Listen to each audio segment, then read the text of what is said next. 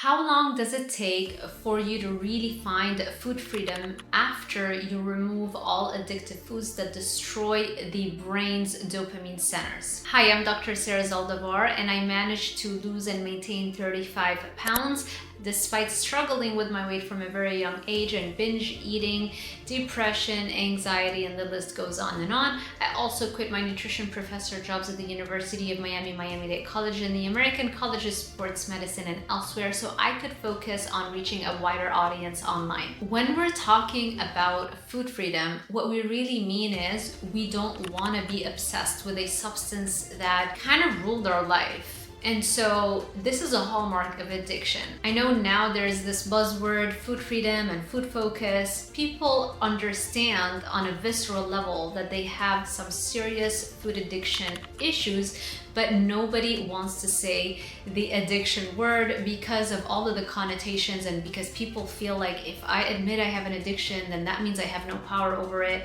And of course, that's just factually untrue. You can recover fully the functioning of your brain. You can heal the brain. It's just a little bit different going about it as compared to just dieting and trying to lose weight that way. The way that I managed to find food freedom is by, first of all, coming out of denial after decades. I always kind of knew that I had a problem with carbohydrates and sugar in certain foods, but even after studying food addiction and sugar addiction for 7 years at the University of Miami, I was still truly in denial, and I really was not treating food addiction with the level of seriousness that it required. So step number one was for me to exit the denial. Step number two is looking at all the different ways in which an addiction is treated. And of course, the single most important thing you want to do when you're treating any addiction is abstain from the psychoactive substance or behavior. So in this case, I had to abstain from trigger foods, and that meant no sugars and no flours. And eventually I landed on the carnivore diet, which is the easiest and most complete, nutritionally complete diet that we can follow. And also it's just a diet that we followed for 99.99% of our existence as a species here on Earth. And also I was actually on the first ever TV show on the carnivore diet called the Reverse TV series. And I really do feel like this is the easiest diet that you can do in order to find food freedom. You don't have to be carnivore to be food sober. There are a lot of different food models like Bright Line Eating, for example. They have a pretty good outline of what is considered food sober, what is not considered food sober, and what are borderline foods, what are safe foods, and what are dangerous foods. Anyway, if you want to know exactly what I eat in a day to maintain my weight loss, I do have a YouTube video filmed on that. I will link it so you can check it out. But you clicked on this video to know the timeline. How long does it take for the brain to heal? And how long does it take for the brain to really find food freedom?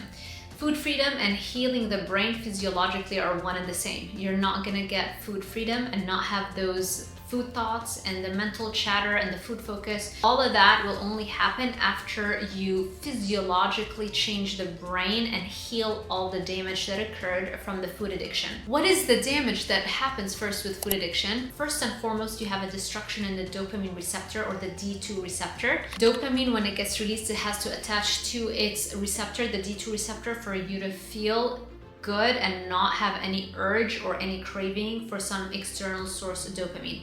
So a healthy brain has enough dopamine that gets released from a brain cell and enough D2 receptors on the cell surface of adjacent brain cells for the dopamine to attach to. With addiction, the D2 receptors get destroyed. So even if you're releasing dopamine, there's really nothing for them to attach to. And so it feels as if you don't really have much dopamine in your brain. And the brain scans are very clear whether you have a cocaine substance use disorder or you are obese, which is food addiction. The brain destruction of the D2 receptors is really the same. It's really shocking when you look at the science and you actually see those brain scans of somebody who's obese and somebody who's a hardcore drug addict, how it's one and the same.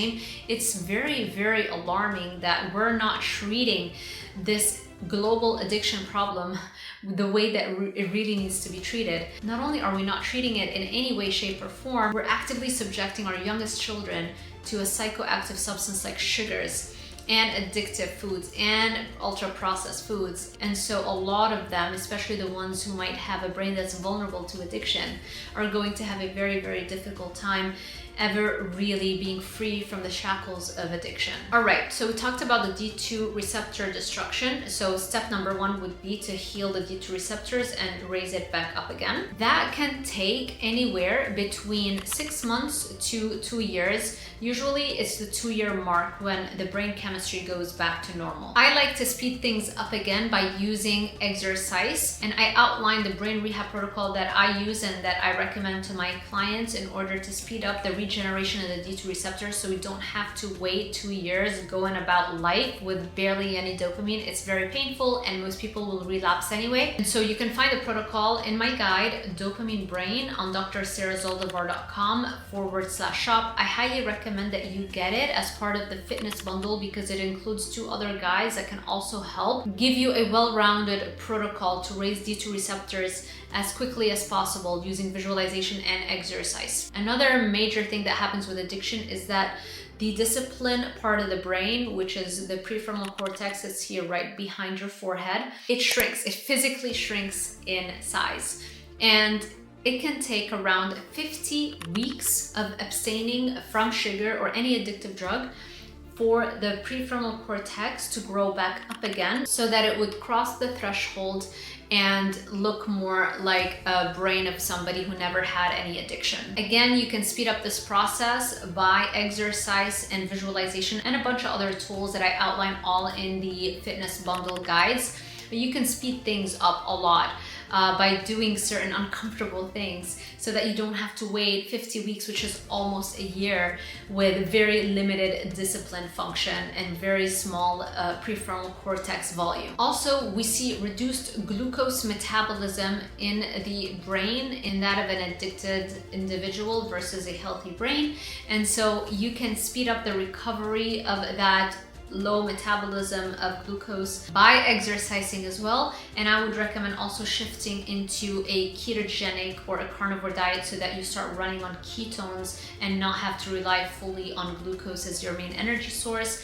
And if you're intrigued about those kinds of diets, that's the kind of diet that I follow. I will send you a free copy of my guide, the 30-day carnivore diet challenge guide, when you sign up to my newsletter at DRZALDIVAR.com/newsletter. So there you have it. That's the timeline. It's anywhere between 50 weeks for the prefrontal cortex to come back online and just look completely normal again, to 2 years for the D2 receptors also to completely go back up to the same level as somebody who's never had any kind of addiction in their brain. So yes, the brain completely recovers. It can go back to normal. It's just very difficult to go through that phase when the brain is damaged and you're living in an environment that does not realize just how addictive foods can be, certain foods can be, and that actively pushes those foods onto you. And not to mention, a lot of you watching this are probably in denial anyway, and you probably will not revisit this type of content until like a decade from now. And so you really have to know what you're dealing with. This step number one. You really have to understand just how serious it is, and then you can take appropriate measures to speed that up, because there are so many things you can do so that you don't have to sit like a sitting duck waiting for those mental battles to come so you can win them, so that the brain can recover faster. You can speed all of these things up. Exercise is just a very, very powerful tool. But visualization is also equally as powerful, and there's additional things you can do as well to speed things up. But you can totally look forward to a very healthy, normal brain. Lots of people have done it. It's done every day.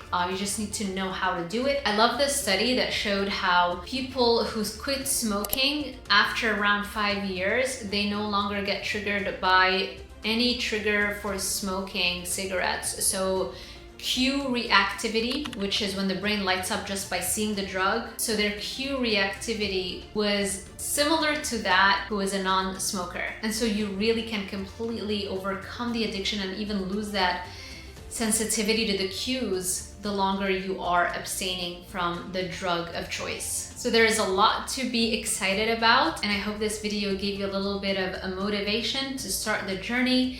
If you need one-on-one support with that, check out my coaching packages at DRZALDIVAR.com/coaching. And also, I highly recommend the group coaching that I lead. It's on DRZALDIVAR.com/group coaching. And don't forget to get your free copy of the Carnivore Diet Challenge Guide when you sign up to my newsletter at DRZALDIVAR.com/newsletter. I hope this was helpful. If you feel that a loved one can benefit from this kind of information, make sure you share this video with them and give this video a thumbs up, subscribe, and hit that little notification bell icon so YouTube alerts you every time I post a new video. Thank you so much for watching, and I will see you in the next one.